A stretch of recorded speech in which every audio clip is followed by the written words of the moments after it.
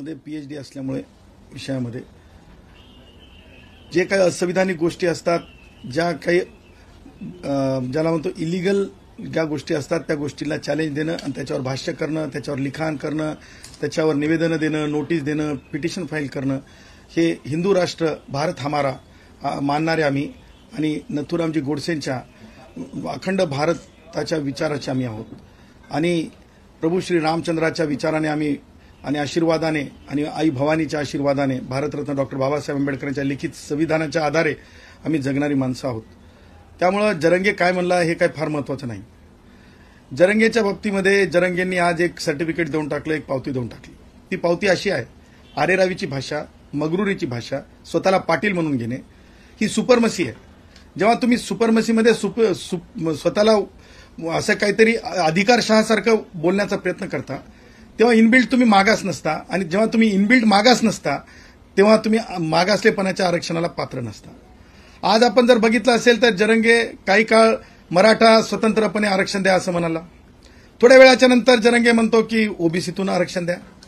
म्हणजे जरंगेच्या बाबतीत मला हे म्हणायचं की रान भुलं लागल्यासारखे जरंगे बोलत होतं.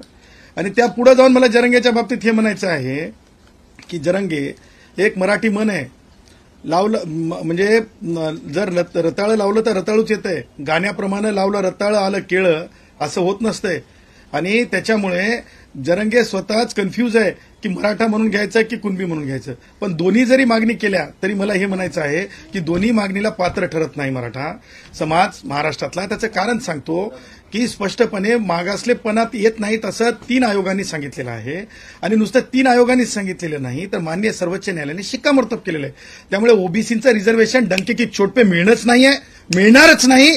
त्यासोबतच खुले गुणवंत ब्राह्मणांपासून कोमटी, त्याच्यासोबतच मारवाडी, जैन, जे गुणवंत स्पेस स्टडीज पर्यंत या देशाला 7 समुद्राच्या पलीकड आकाशात पर्यंत नेणारे गुणवंत शास्त्रज्ञ, त्या सगळ्यांचे 50% जागा जे भारतरत्न डॉक्टर बाबासाहेब आंबेडकरांच्या विचाराने सर्वोच्च न्यायालयाने बेसिक स्ट्रक्चर म्हटलेलं आहे, त्या बेसिक स्ट्रक्चरसाठीच्या जागा, त्या जागेचं रक्षण एक साधा शिपाई म्हणून करणं माझं आधी कर्तव्य आहे.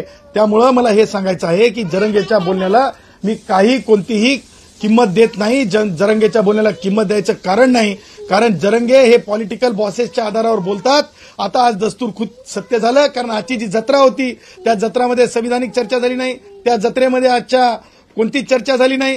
कारण तुम्ही म्हणता की खूप मोठी सभा झाली, खूप मोठी सभा झाली. अहो, आम्ही हिंदू राष्ट्रामध्ये एक संस्कृती आहे, आमच्याकडे महादेवाची जी जत्रा असते, यात्रा असते, त्या यात्रेला खूप मोठ्या प्रमाणात लोक असतात. त्यामुळे जरंगेतला असं काही विशेषण लावू नका. आणि त्याही पुढे जाऊन मला सांगायचं आहे की जरंगेचं रानभुल्यासारखं बोलणं हे रिझर्वेशन मिळणार नाही. परंतु मला एक गोष्ट आवर्जून आपल्या माध्यमातून सांगायची आहे. शरद पवार ज्या प्रकारे वायुगतीने जरंगेला भेटायला गेले होते, म्हणजेच मला म्हणायचं आहे की एक वाटूळ आणण्याचा प्रयत्न केला पॉलिटिकल. वाटुळी फार काय टिकत नसते, ती क्षमत असते. स्थैर्य आलं की तिचं काही म्हणजे तिचा विचार शिल्लक राहत नाहीये, तिची कृती शिल्लक राहत नाही. कारण तुम्हाला सांगतो, शरद पवार कायम अशा प्रकारच्या राजकारणासाठी पटाईत आहेत. दत्ता सामंतांची हत्या झाली त्यावेळेस किती सेकंदात किती मिनिटात शरद पवार पोहोचले होते बघा. विदर्भामध्ये गोंड गोवारी भावांनी मागणी केली होती, त्यावेळेसचे मृत्यू शरद पवारांना हेलावणारे वाटले नव्हते. शरद पवार कोणत्या राष्ट्रवादी काँग्रेसचे वयोवृद्ध पुढारी शरद पवार कोणत्या पाऊल वाटेनं पाय काढता पाय घेऊन विमानतळाकडे गेले होते हे सुद्धा शरद पवारांनी उत्तर द्यावं. सांगायचं तात्पर्य, शरद पवार हे ह्याच कारणांसाठी प्रमुख मानत नाही तर मी आणखीन एक कारणांसाठी मी शरद पवारांचा नाम उल्लेख करू शकतो. डॉक्टर बाबासाहेब आंबेडकरांचं नाव मराठवाडा विद्यापीठाला द्यावं तत्कालीन. शरद पवारांच्या राजकारणामुळे शेकडो हजारो विद्यार्थ्यांना जे आहे नाव द्या म्हणून स्वतःचे कॅरेक्टर खराब झाले, कारण ती त्यांच्या अस्मितेचा प्रश्न होता. परंतु शरद पवारांनी नाम विस्तार केला, नामांतर होऊ दिलं नाही. गौतम वाघमारे सारखा भाऊ आमचा, त्या भावाने शहादत पत्करली तरी शरद पवारांचं राजकारण संपलेलं नाही. सांगायचं तात्पर्य, जिथं शरद पवारांच्या राजकारणाचा वास येतो तिथं जरंगेसारखे यात्रा भरणार, जरंगेच्या जत्रा भरणार हे मी डंके की चोट पे सांगू शकतो. त्यामुळं मला मराठा भावांना हे सांगायचं आहे की शरद पवारांच्या नादी लागलेल्या लोकांच्या राजकारणात पडू नका. त्यातून काहीच साध्य होणार नाही. मराठा आरक्षण मिळणे नाही, ओबीसीतूनही मिळू शकत नाही, कारण मागास ठरत नाही. मला हे सांगायचं आवर्जून की सारथी जी संस्था स्थापन केली तिला सुद्धा पैसे देता येत नाहीत, परंतु सरकार देत आहे. आम्ही म्हटलं की आर्थिक निकषावर सरकार विचार करत असेल, परंतु आरक्षण हे देता येणार नाही. 50% जागा गुणवंताच्या आहेत, हे डंकेकी चोट पे सांगतो. त्यांनी दुसरी एक मागणी जी केली आहे, म्हणजे मागच्या सभेत पण त्यांनी केली होती, राज्यातील मराठा समाजाला सरसकट कुणबी प्रमाणपत्र देण्यात यावे, या अनुषंगाने काय सांगा? अहो मला सांगा, तुम्हाला सांगतो, या जरंगेंना हे समजलं पाहिजे, त्याला ठराविक मागासले पण लागते, त्याला एक हिस्ट्री लागत असते. आणि 3 आयोगांनी सांगून झाल्याच्या नंतर मराठा म्हणून मागास झालेले, आता मला मला मला तर खरं सांगतो बाबा, मला सगळ्याच राजकारण्यांना सांगायचं, जी गोष्ट होत नाही ती नका बोलू. मला आता एक समजत नाही की माननीय न्यायमूर्ती शिंदे साहेबांचा आयोग स्थापन केला. आता शिंदे साहेबांचा आयोग स्थापन केला, काम करू देत, मला माझं काही म्हणणं नाही.